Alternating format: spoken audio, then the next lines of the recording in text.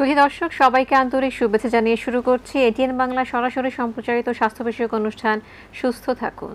আপনাদের সাথে রয়েছি আমি ডাক্তার তানিয়া রহমান মিতুল। দর্শক, আজ আমরা কথা বলবো নবজাতক শিশুর বিভিন্ন রোগ এবং তার সমাধান নিয়ে। আমাদের সাথে আজ দেশের একজন স্বনামধন্য অধ্যাপক উপস্থিত রয়েছেন। আমাদের সাথে রয়েছেন অধ্যাপক ডাক্তার আব্দুল মান্নান, চেয়ারম্যান নবজাতক বিভাগ, বাংলাদেশ মেডিকেল ইউনিভার্সিটি। দর্শক, আমাদের এই আলোচনায় আপনারা অংশগ্রহণ করতে পারেন আমাদের স্ক্রিনে দেখানো নম্বরে ফোন করার মাধ্যমে। অবশ্যই অনুরোধ করব ফোন করার সময় টিভির ভলিউমটা একটু কমিয়ে নেবার জন্য। স্যার, প্রথমে অনুষ্ঠানের পক্ষ থেকে আন্তরিক শুভেচ্ছা জানাচ্ছি। কেমন আছেন? আলহামদুলিল্লাহ, আমি ভালো আছি, থ্যাংক ইউ। স্যার, আসলে নবজাতক শিশু আমরা বলছি, প্রথমে জানতে চাইবো যে কতদিন বয়স পর্যন্ত আমরা নবজাতক বলবো? আসলে নবজাতক হলো জন্ম থেকে 28 দিন বয়স পর্যন্ত এটাকে নবজাতক বলা হয়। সাবজেক্টটাকে একটু আলাদা কেন, যে এই সময়টা খুবই সেন্সিটিভ, জীবনের একদম শুরু, যে জন্যই দেখেন মাত্র 28 দিন, কিন্তু সাবজেক্টটা আলাদা। শুরু মানে জন্ম থেকে 28 দিন বয়স পর্যন্ত এটাকে বলে আমরা নবজাতক শিশু। সুন্দর বলেছেন স্যার। তাহলে আমরা শুরু করব মাতৃগর্ভ থেকেই। অ্যান্টিনেটাল কেয়ার কি নবজাতকের স্বাস্থ্যের উপর কোনো গুরুত্বপূর্ণ ভূমিকা রাখে কিনা? আপনাকে অনেক ধন্যবাদ, খুবই চমৎকার একটা বিষয় আপনি উত্থাপন করেছেন। অ্যান্টিনেটাল কেয়ার ভিজিট, যেটাকে বলে ANC ভিজিট, এটা WHO এখন বলছে 8টা ভিজিট দেওয়ার জন্যে। যখন একটা মায়ের পেটে তার অনাগত শিশু, তো WHO রেকমেন্ডেশন বর্তমানে হলো 8টা ভিজিট, কিন্তু আমাদের কান্ট্রি পার্সপেক্টিভ এখন আমরা 4টাই আসলে বলি, বা 4টাই আমরা বাস্তবে চলছে। তো দেখুন, একটা মা যদি অসুস্থ হয়, তার যদি ডায়াবেটিস থাকে, তার যদি প্রেশার থাকে, তার হার্ট ডিজিজ থাকে, কত রকমের সমস্যা হতে পারে, তাই না? তো অ্যান্টিনাটাল ভিজিটে যদি না যায়, কোনোদিনও ওই মায়ের যে রিস্ক ফ্যাক্টরগুলো, সে যে ঝুঁকিতে আছে, কোনোদিন কিন্তু আইডেন্টিফিকেশান হবে না। সো বলে না যে গাছ ভালো তো ফল ভালো। তো মা যদি সুস্থ না থাকে, তো মায়ের পেটের শিশু কিভাবে সুস্থ হবে? সো এই যে আইডেন্টিফাই করা, বুঝতে পারা ঝুঁকিতে আছে কিনা মা, এছাড়াও আর কিছু অ্যাডভাইস সেখানে দেওয়া হয় যে কী খাবার খাবে, কেমনে, মানে কতটুকু ঘুমাবে, বিশ্রাম কতটুকু নেবে, কীভাবে তার ডেইলি লাইফ কীভাবে চলবে, রিস্ক আইডেন্টিফাই করা, এই প্রত্যেকটা কিন্তু এএনসির আপনার মানে ভেতরেই পড়ে। তো এখন এএনসি সারা পৃথিবী জুড়ে দেখা গেছে যে এএনসি নাম্বার যত বেশি হয়, আপনার নবজাতকের স্বাস্থ্য কিন্তু ততই ভালো হয়। কারণ যদি রিস্ক থাকে, তখনই অ্যাডভাইস করা হয় যে ঠিক আছে আপনি হসপিটালে ডেলিভারি করেন, বাড়িতে করা যাবে না। এমনিতেই বলা হয় যে all pregnancy should be terminated hospital, মানে ডেলিভারিগুলো হসপিটাল হওয়া উচিত। সো অ্যান্টিনাটাল কেয়ার অনাগত শিশু নবজাতকের ভালো আউটকামের জন্য অতীব প্রয়োজন। খুব সুন্দর বলেছেন স্যার। আমরা তো মাতৃগর্ভের কথা জানলাম, এবার জানতে চাইবো ডেলিভারি কোনো ইম্প্যাক্ট কি রয়েছে শিশুর উপরে? অবশ্যই রয়েছে। দেখুন, এমনিতে আমাদের দেশে এখন কিন্তু 65% ডেলিভারি ফ্যাসিলিটিতে হয়, মানে হসপিটাল লেভেলে হয়। প্রায় 30-40% ডেলিভারি কিন্তু এখনও বাসাতেই হচ্ছে। দেখুন, বাসায় যখন ডেলিভারি হয়, কারা করে? ওই আগের দায়েরাই করছে। অনেক সময় ট্রেন হয়তো দাদি বা ফুপু বা খালা, তারাই করছে। তো সে কখনোই বুঝতে পারবে না যে এই মা কি রিস্কে আছে, এবং এর ফলে কি হয়, এই বাচ্চা হওয়ার পরে সাধারণত দেখা যায় বাচ্চা কান্না করে না। সমস্ত কান্নাকে দেখেন আমরা কিন্তু দুঃখ হিসাবে নিই, কষ্ট হিসাবে নিই, কিন্তু একটা ডেলিভারি পরে যখন বাচ্চাকে আমরা বাইরে নিয়ে আসি, সবাই জিজ্ঞাসা করে, স্যার বা ম্যাডাম, বাচ্চাটা কি কান্না করছে? কেন? কারণ এই কান্নাটা হলো তার সুস্বাস্থ্যের একটা প্রতিফলন, যে না, শিশুটি মায়ের পেটে ভালো ছিল, এখনও ভালো আছে। তো বাড়িতে ডেলিভারি হলে এই বাচ্চাগুলো অনেক ঝুঁকির ভিতরে পড়ে যায়, যেটাকে বলা হয় পেরিনেটাল অ্যাসফিক্সিয়া। কঠিন শব্দ, যদি এইভাবেই বলি যে বাচ্চা হওয়ার পরে কান্না না করা বা খুব খুব কষ্ট করে শ্বাস নেওয়া, এইটার বাচ্চার সারা জীবনের উপরে প্রতিফলন ঘটে, এবং পরবর্তীতে এর অনেক বাচ্চা দেখা যায় মানসিকভাবে তারা প্রতিবন্ধী হয়ে যায়। সো হসপিটাল ডেলিভারি এটা খুবই একটা ইম্পর্ট্যান্ট ইস্যু, যার মাধ্যমে সুস্থ সফল নবজাতক পাওয়া সম্ভব। এবং এখানে আমরা সবাইকে বলি যে এখনও পর্যন্ত আমাদের যে ডেলিভারিগুলো বাসায় হচ্ছে, প্রায় 30-40% অল ডেলিভারি আমাদের জন্য হসপিটালে করা হয়। সো এই মেসেজটা আপনাদের মাধ্যমে আমাদের যারা দর্শক আছে সবার কাছে আমি আহ্বান জানাবো, প্লিজ আপনারা সবাইকেই বলবেন, নিজেরাও করবেন, যে সমস্ত ডেলিভারি যেন হসপিটালে নিয়ে করা হয়। স্যার খুব সুন্দর বলেছেন। বাচ্চা ডেলিভারি হলো, এবার আসে খাওয়ার প্রশ্ন। ব্রেস্ট ফিডিং নাকি বটল ফিডিং, আমরা আসলে কোথায় পিছিয়ে আছি স্যারের কাছ থেকে জানবো।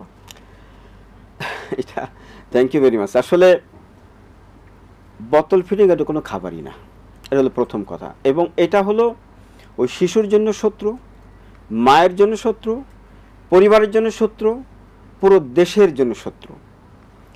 এখন মায়ের দুধ, this is the food for the newborn. আপনি দেখুন, আমরা যখন টেবিলে খাবার নিয়ে বসি, অন্তত কত রকমের খাবার থাকে। আপনার ভাত, মাছ, ডাল, ডিম, তারপরে সবজি, এরপর আপনার লেবু। কেন? ব্যালেন্স ডায়েট আমরা চাই। সব কিছু মিলে কিন্তু একটা ব্যালেন্স ডায়েট হয়। আর মায়ের বুকের খাবারটা ওই যে সাদা, ওই ফোঁটা ফোঁটা, ওর ভিতরে আল্লাপাক সব কিছু দিয়ে দিচ্ছেন, এবং ওটাই হলো ব্যালেন্স ডায়েট। তবে হ্যাঁ, এটা আমাদের অবশ্যই মাথায় রাখতে হবে যে ডেলিভারির পর বুকের দুধ একটু কম আসবে, this is enough for the newborn. কেন কথাটা বলছি? যে নবজাতকের স্টোমাক থাকে ছোট, একটা মার্বেলের মতো বলা হয়।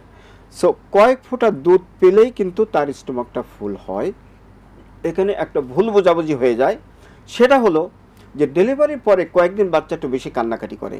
এটা নতুন একটা পরিবেশে আসার জন্যে। যে বাচ্চাটা মায়ের পেটে ছিল, ও তো পানির ভিতরে ভাসমান ছিল। ও যখন ভূমিষ্ঠ হওয়ার পরে আপনি দেখেন যে লাইট, সাউন্ড, তারপরে আপনার চারিদিকে কথাবার্তা হচ্ছে, গরম লাগছে, ঠান্ডা লাগছে, পেশাব করে আছে, পায়খানা করে আছে, কতগুলো পরিবেশ, নতুন পরিবেশের সাথে তাকে কিন্তু খাপ খাওয়াতে হচ্ছে। তো এই পরিবেশের অবস্থায় ওই বাচ্চাটা তো কান্না করবে। এই কান্না মানে এই নয় যে সে ক্ষুধার জন্য কান্না করছে, দ্যাট ইজ অলসো একটা বহিঃপ্রকাশ যে তার ক্ষুধা লাগছে। তো এই জন্য আমরা বলি যে এভরি 2 to 3 আওয়ার্স একটা বাচ্চা বুকের দুধ খাবে। এক দিকে প্রায় 20 থেকে 25 মিনিট ধরে রাখবে, চেষ্টা করবে। ওইটা শেষ হওয়ার পরে গ্যাপ থাকবে আবারও 2 ঘন্টার মতো, তখন অপোজিট সাইডে কাটবে। এইটাই হলো নিয়ম। তবে ওই কান্না দেখে কোনো অবস্থাতেই কিন্তু কৌটা দেওয়ার কোনো সুযোগ নাই। এটা ওই বাচ্চার জন্য মারাত্মক ক্ষতি বয়ে নিয়ে আসে। অনেক পাবলিকেশন আছে, অনেক রিসার্চ আছে। Diarrhoea, pneumonia, allergy, skin disease, প্রত্যেকটা অনেক অনেক বিষয়। সর্বোপরি শিশু মৃত্যুর একটা অনেক বড় কারণ এই কৌটার দুধ খাওয়ানোর ফলে। সো সবাইকে আমি রিকোয়েস্ট করব, প্লিজ বাচ্চা ডেলিভারি হওয়ার পরে মনে হবে বুকের দুধ কম হচ্ছে, চেষ্টা করব, দরকার হলে আমরা বিভিন্নভাবে হেল্প করব, কিন্তু কোন অবস্থাতেই আমরা যেন কৌটার দুধ না দিই। এটা মনে করব এটাও শিশুর জন্য, পরিবারের জন্য, সবার জন্য এটা কিন্তু শত্রু।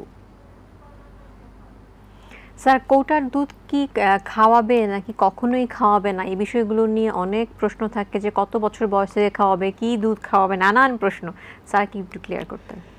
হ্যাঁ, অনেক ধন্যবাদ। আসলে বিষয়টা হলো যে কৌটার দুধের সত্যি কথা বলতে কোনো প্রয়োজন নাই, এক। দ্বিতীয় কথা হলো, কৌটার দুধ পরীক্ষা করে দেখা গেছে ওর ভেতরে কিন্তু ব্যাকটেরিয়া পাওয়া গেছে। এটাও কিন্তু পাবলিকেশন হয়েছে, আপনি যদি দেখেন সার্চ দিয়ে, গুগল সার্চ আপনি কিন্তু পাবেন। আর সেকেন্ড হলো যে কথা আগে আমি বললাম, যে কৌটার দুধের মাধ্যমে নিউমোনিয়া বেশি, ডায়রিয়া বেশি, অপুষ্টি বেশি, অ্যালার্জি বেশি, মৃত্যুর ঝুঁকি বেশি। পাশাপাশি বুকের দুধ খাওয়ালে আপনার একটা শিশুর ব্রেন গ্রোথ ভালো হয়, বন্ডিং ভালো হয়, মায়ের ক্যান্সার কম হয়। প্রথম যে দুধটা পায় নাম হলো কলোস্ট্রাম বা শাল দুধ। এটা কিন্তু শুধু খাবার না, এটা একটা অনেক বড় প্রতিষেধক। এটাকে ফার্স্ট টিকা বলা হয়, একটা নবজাতক শিশুর জন্য ফার্স্ট টিকা বলা হয় এই শাল দুধটাকে। তো এই শাল দুধ, এইটা পাইলে একটা বাচ্চার যে ইমিউনিটিটা চলে আসে, গ্রো করে, এটা কিন্তু অন্য কোনোভাবে আসবে না। এখন যে কথা আমি বলার চেষ্টা করছি, যে প্রথম কয়েকদিন একজন মায়ের কাছে মনে হতে পারে, ফ্যামিলির কাছে মনে হতে পারে যে হয়তো দুধটা কম পাচ্ছে, এটা কিন্তু আপেক্ষিক। আর এর সাথে একটা জিনিস আমি বলতে চাই, সেটা হলো ছোট বাচ্চার যে ইউরিন আউটপুট, যে প্রস্রাব যেটা করে, এটা কিন্তু প্রথম দিন কখনোই কিন্তু 1-2 বারে বেশি করবে না। অনেকের বদ্ধমূল ধারণা যে কিভাবে বুকের দুধ পাচ্ছে বা তার পেট ভরছে কিনা কী করে বুঝবো, অনেক আমাদের সিস্টাররা বা ডাক্তাররা বলে ফেলে যে 24 ঘন্টায় 6 বার পেশাব হতে হবে। এটা কিন্তু 1 সপ্তাহ পরে কথা। আমি আবারও বলছি, 24 ঘন্টায় 6 বার পেশাব হবে, কিন্তু 1 সপ্তাহ পরে। প্রথম 24 ঘন্টায় ডেলিভারির পর একবারও না করতে পারে, ম্যাক্সিমাম হলে 1 বার হবে।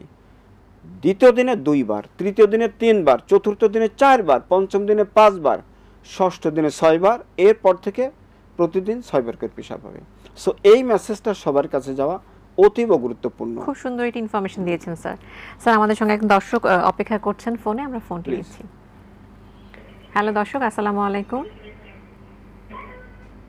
দর্শক শুনতে পাচ্ছেন? জি, ওয়ালাইকুম আসসালাম, শুনতে পাচ্ছি। জি, আপনার পরিচয় দিয়ে প্রশ্নটি বলুন। জি, আমার নাম শাকিল খান। আমার উত্তরা থেকে আমার বাচ্চাকে স্যারকে দেখাই, 15 মাস বয়স। স্যারকে ভালো সেবা পাচ্ছি রেগুলার, খুবই আমরা পছন্দ করি। এখন আমার যেটা কোশ্চেন, বাচ্চাদের দেখা যায় নিয়মিতই মাসে 1 মাসে বা 20 দিন পর পর ঠান্ডা লেগে যায়, এবং অনেক সময় আমাদের এটা রেগুলার বেসিসে অ্যান্টিবায়োটিক খাইতে হয়। বাচ্চাদের খাওয়াচ্ছি 1 বছর 1.5 বছর বাচ্চাদের। এই ক্ষেত্রে বাচ্চা বড় হলে বাচ্চাদের কি সাইড এফেক্ট হতে পারে ভবিষ্যতে, যেটা আমরা বাবা মারা ওয়ারিড আসলে। হ্যাঁ, আপনাকে অনেক অনেক ধন্যবাদ। কারণ আপনার বাবুকে যেহেতু আমি দেখি, তো আপনার মাধ্যমে অনেক অনেক গার্ডিয়ান হয়তো অ্যান্সারটা পেয়ে যাবে। আসলে হয় কি, দেখুন, ছোটোবেলায় বাচ্চাদের কিন্তু ইমিউনিটি কম থাকে, মানে রোগ প্রতিরোধ ক্ষমতাটা কম থাকে। সেকেন্ড হলো যে আমাদের ঢাকার যে বায়ু দূষণ, এটা কিন্তু মানে আমি বলবো যে আপনার এটা হলো একেবারে বিষাক্ত বাতাস। এর ভিতরে অনেক বেশি মানে বিষাক্ত পদার্থ আছে, যেটা ছোট বাচ্চাদের লাঞ্চের ভিতরে গেলে তাদের বারবার ঠান্ডা লাগে। এক্সাম্পলটা আমি এইভাবে বলি, দেখেন যখন নদী শুকিয়ে যায়, বিশেষ করে বুড়িগঙ্গার পানি দেখেন, তখন কিন্তু কালো আলকাতরার মতো হয়ে যায়, এবং ওইটা আপনি দেখতে পারেন যে পানিটার কি অবস্থায়। কেউ কিন্তু ওই পানি খাবে না। স্যার আমরা এই বিষয়ে জানবো এই মুহূর্তে আজানের বিরতিতে যাচ্ছি। সুধী দর্শক, আপনারা দেখছেন ইটিএন বাংলা সরাসরি সম্প্রচারিত স্বাস্থ্য বিষয়ক অনুষ্ঠান সুস্থ থাকুন। এই পর্যায়ে আজানের বিরতি, আমাদের সাথেই থাকুন।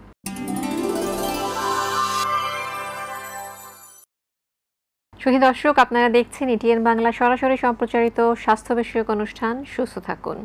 আজানের বিরতির পর ফিরে যাচ্ছি মূল আলোচনায়।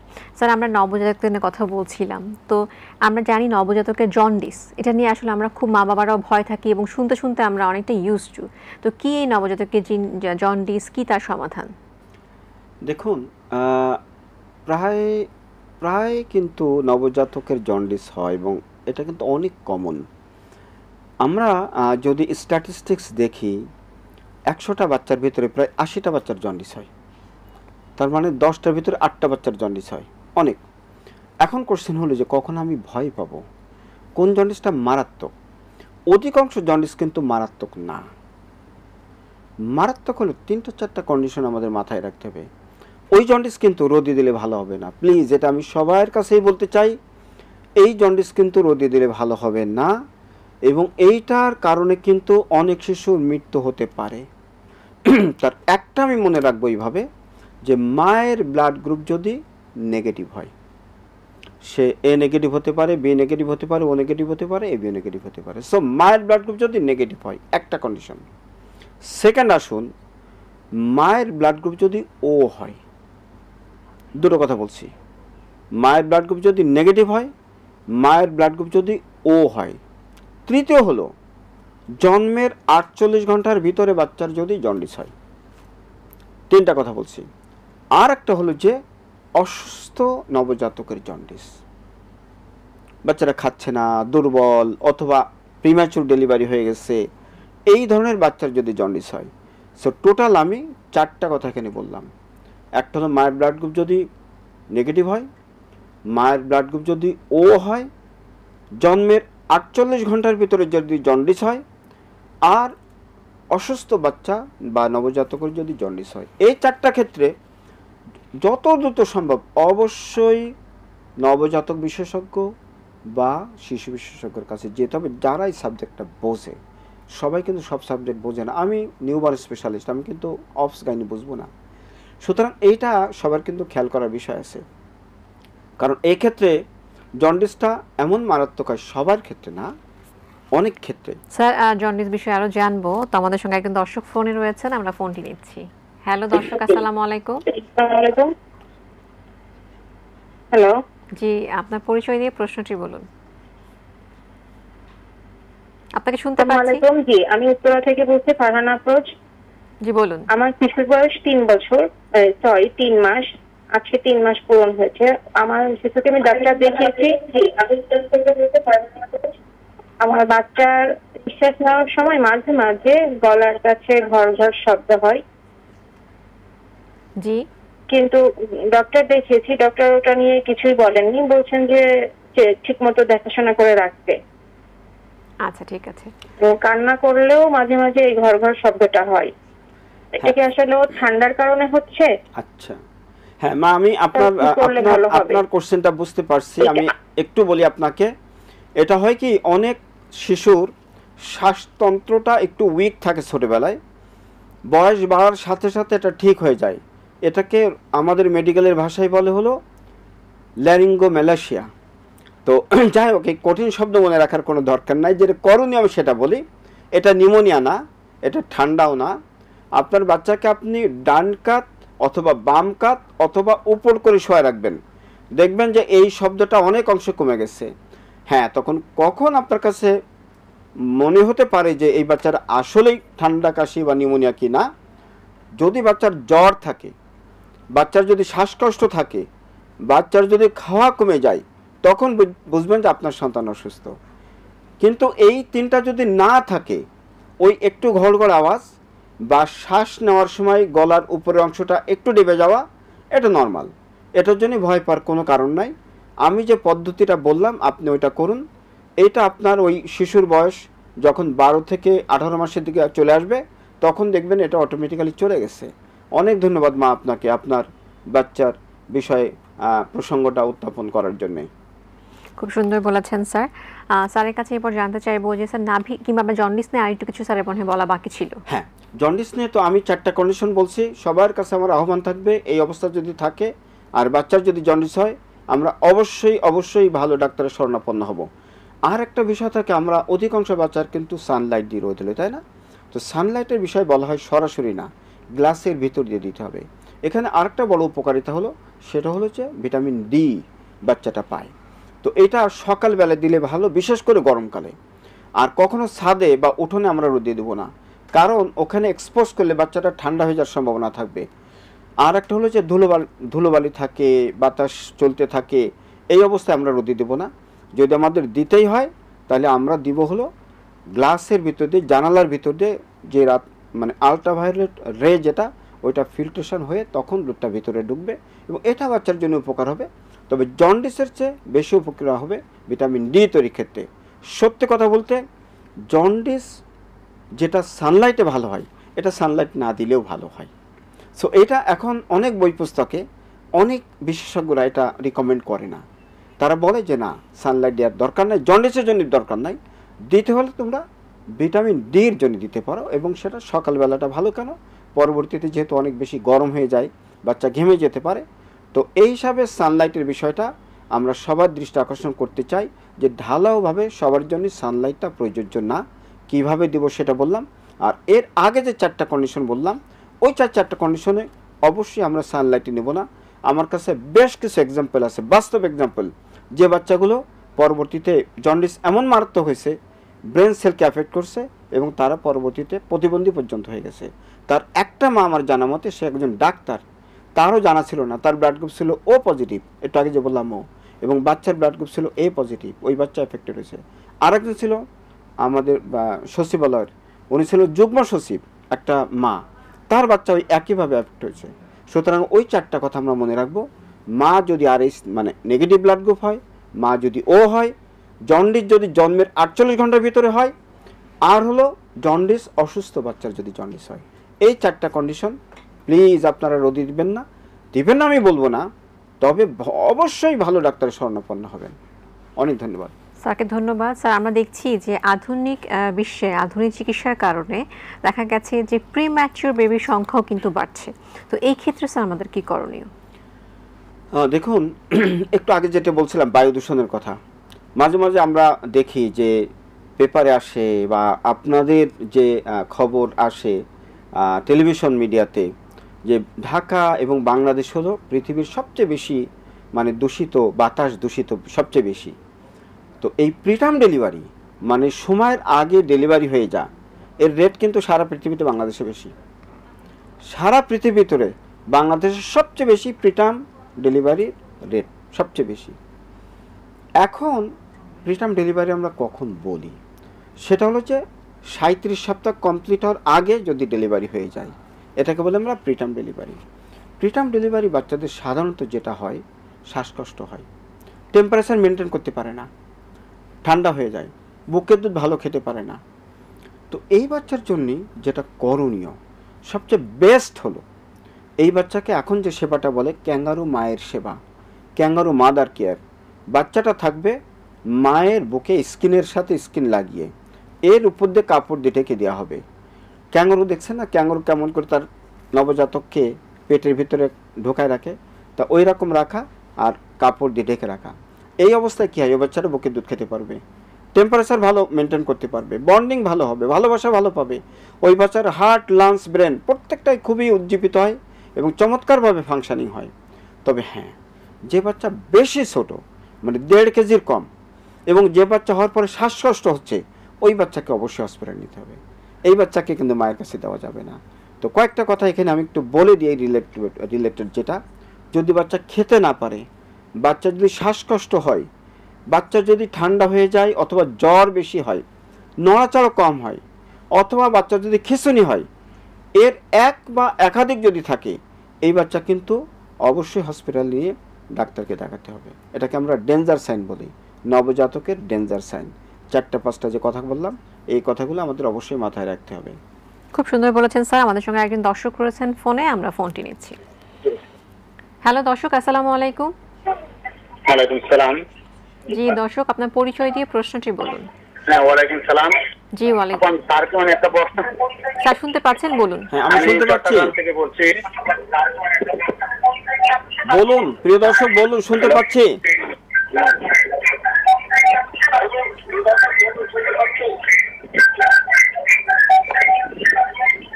টেলিভিশনের ভলিউমটি একটু কমিয়ে নেবেন প্লিজ।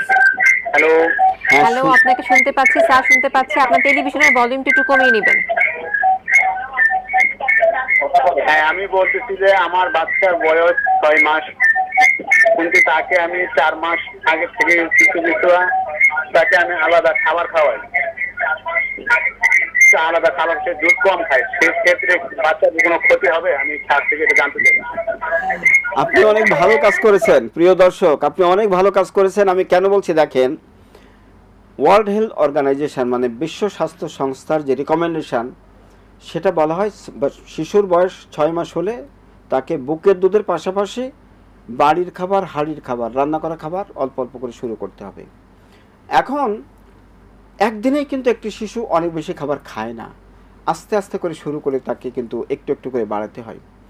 আপনি যেটা শুরু করছেন 4 মাস বয়স হয়ে যাওয়ার পরে 5ম মাসে, আমি বা আপনারা যদি দেখেন যে আমেরিকান যে বাচ্চাগুলা, ইউরোপের বাচ্চাগুলা, আমেরিকান ওটাকে বলে American academy of paediatrics, AAP, তাদের গাইডলাইনে দেখবেন যে 4 মাস কমপ্লিট হলে তারা তাদের শিশুকে আপনার কমপ্লিমেন্টারি ফিডিং যেটাকে বলে, এই যে রান্না করা খাবার, ভারী খাবার, এই খাবার দেওয়ার কথা বলে। ইউরোপিয়ান গাইডলাইনেও কিন্তু সে কথা বলা আছে।